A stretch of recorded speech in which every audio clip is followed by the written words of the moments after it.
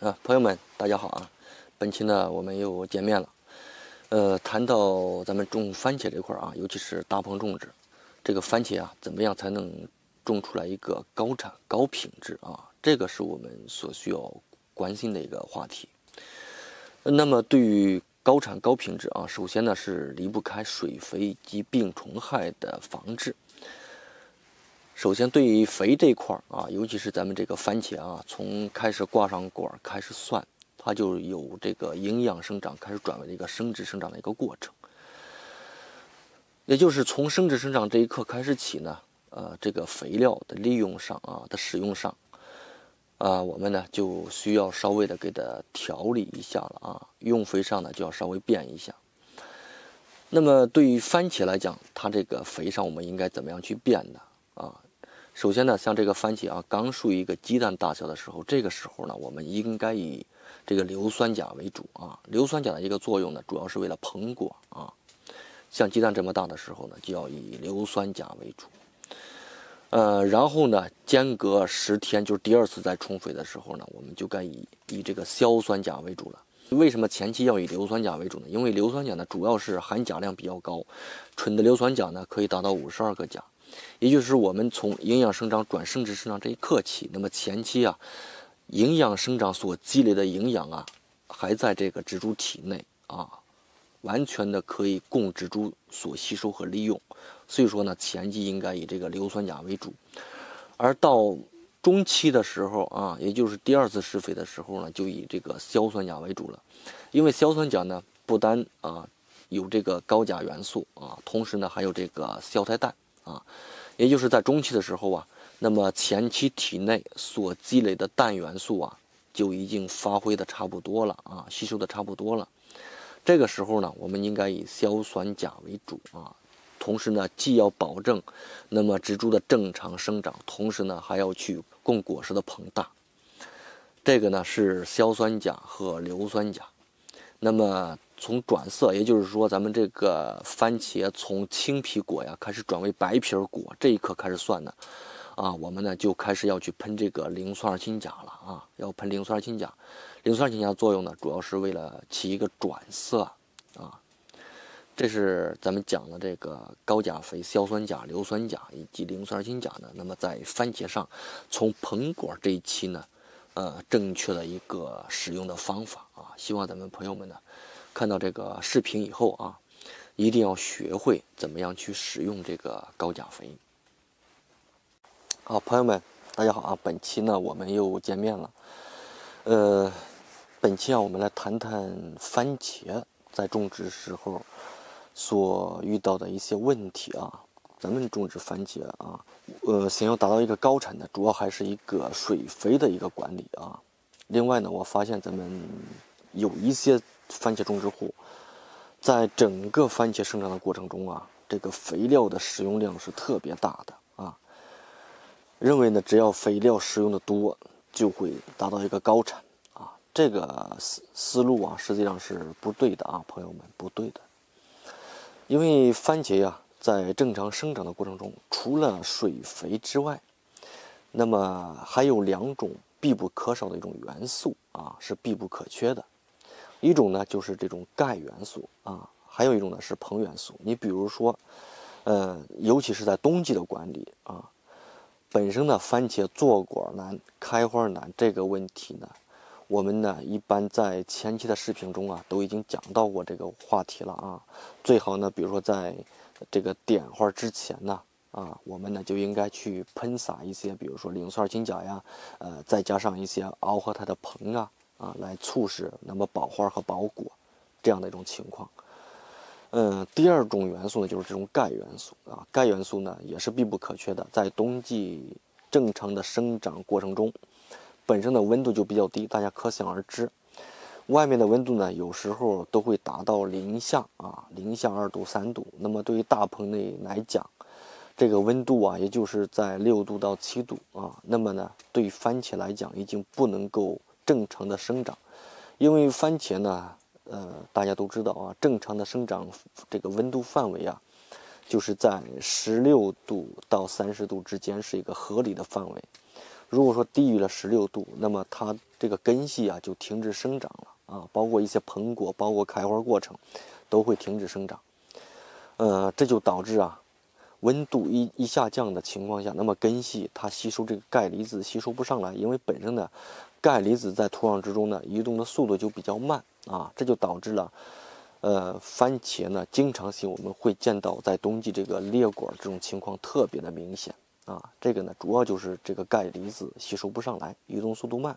啊，这就需要啊我们平常呢通过叶面呢去给它补充一些，比如说氯化钙呀，或者是螯合它的钙啊，同时呢再配合一些螯合它的硼啊，这样子呢去进行，或者说呀，给咱们朋友们提个建议啊，在充肥的时候啊，尽可能的去配合充实一些中微量的元素，你比如像铜、铁、锰、锌啊这样的一些中微量元素和咱们的充实肥呢去配比使用啊，这样子呢也可以去补充那么这个作物啊在正常生长的过程中所需要的这些中微量元素啊。好了，本期视频呢就到这里吧。农民朋友们，大家好啊！本期我们又见面了。本期啊，我们讲一下这个挂钩到底应该怎么样用。这就牵扯到一个技术问题啊，就是说我们在整枝打杈的时候啊，就像这个，我们在整枝打杈的时候，尽可能的要留出来3到4公分这样的一个距离。为什么要去留出来3到4公分呢？一来呢，是比如说在低温的条件下呢，湿度又比较大。啊，很容易造成一些灰霉病啊，就顺住这个伤口呢会入侵啊，然后呢是会直接侵染到这个主茎的一个部位啊，所以说呢我们留出来了几公分的一个距离，所以说呢它侵染的时候呢，它这个速度啊就会减慢啊，同时呢我们也会去喷洒一些保护性的杀菌剂，比如像这个吡唑霉菌酯啊，或者是抑菌药啊都可以啊。这是第2个方面讲完了。第3个方面就是说我们怎么样去挂，有了这个挂钩以后怎么样去挂。大家可以看看啊，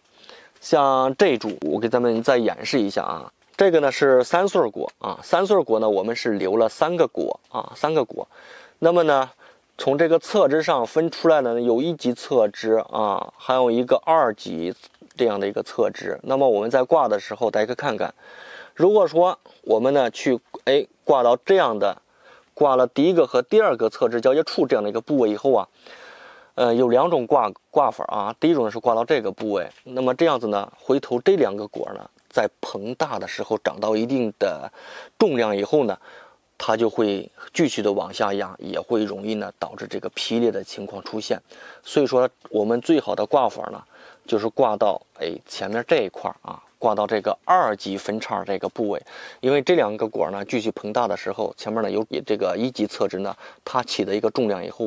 啊，我们这个2级侧枝这个挂钩啊挂的这个部位呢，也可以去支撑啊这个1级这个侧枝这个重量啊，所以这样子呢就是比较方便啊。大家可以看看像这个，你看这个呢是没有吊挂，这个是2穗果，2穗果我们是只留了2个，但是2个现在的重量呢，你看。这个茎杆呢已经是压折了、劈裂的情况啊。如果这个我们不再加以经过人工辅助措施的话呢，就会导致呢这个再继续膨大以后呢，就直接造成劈裂情况了啊，从而呢导致这个果呢就进行回缩了，对于我们这个产量啊影响是比较大的啊。好了，农民朋友们，本期呢我们是重新的又去讲了一遍这个挂钩啊，它的一些使用方法。好了，本期视频呢就到这里吧，感觉不错呢。给付老师来个赞啊！农民朋友们，大家好啊！咱们番茄种植户都知道啊，在冬季的时候，管理上2个比较重要的难题，一个呢就是缺素症，另外一个呢，就是咱们由于这个冬季低温呢，湿度大，一些灰霉病啊最为常见。灰霉病呢，我们比较很明显、很直观的就能够辨别，但是对于一些缺素症，咱们农户啊，往往呢分辨不清。这就导致我们在用药上会造成一个延误啊，从而呢导致一些番茄的产量下降，或者果品的质量下降，这些呢都是存在的一些客观情况。所以说本期呢我们就来谈谈咱们农户对于这个缺素症辨别不清这块。因为前天的时候刚有一位咱们的农户也是种植番茄的农户咨询了一个问题就是说这个番茄这2天出现的一个问题就是上部的生长点部位，这个叶片啊，周围的叶片啊，全部向上卷曲了，啊，这样的是一个什么情况？像刚才这位农户啊，我给你提个建议啊，上部就是生长点部位，这个叶片啊向上开始扭曲卷曲，这个呢是缺硼元素以后啊，就会造成这样的一个情况啊，缺硼元素就是造成这样的一个情况。另外一种情况啊，就是像这个缺钙啊，缺钙的时候呢，首先，它是从这个叶尖的部位啊开始发生了黄化啊，就是烧焦的这样的一种情况。但是呢，缺钙以后，它这个症状啊，主要是集中于这个中下部叶片啊，它是向下，这个卷曲的啊，向下卷曲的比较多。这个呢是缺钙，同时呢，缺钙以后呢，也会造成咱们的果实啊，顺住这个果柄部位呢，就会造成一些起腐病的发生，或者是裂口的情况比较多。这种情况呢是缺钙。那么我们在冬季最为常见的就是2种，一种缺钙，还有一种呢就是缺硼啊。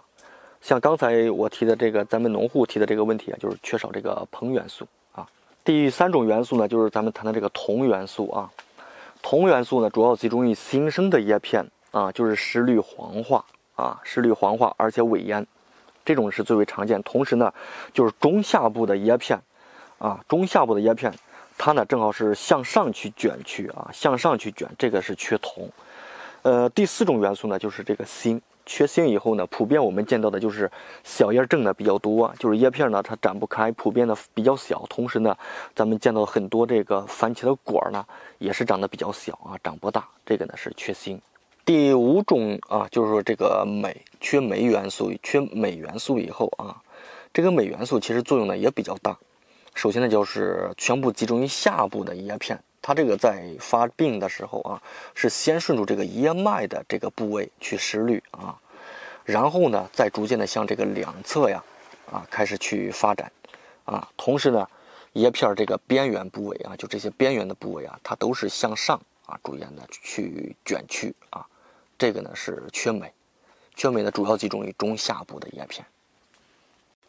好了，农民朋友们，本期呢就到这里吧。希望咱们农户朋友啊，在冬季管理这个番茄的时候啊，一定要根据这个缺素症啊各个表现，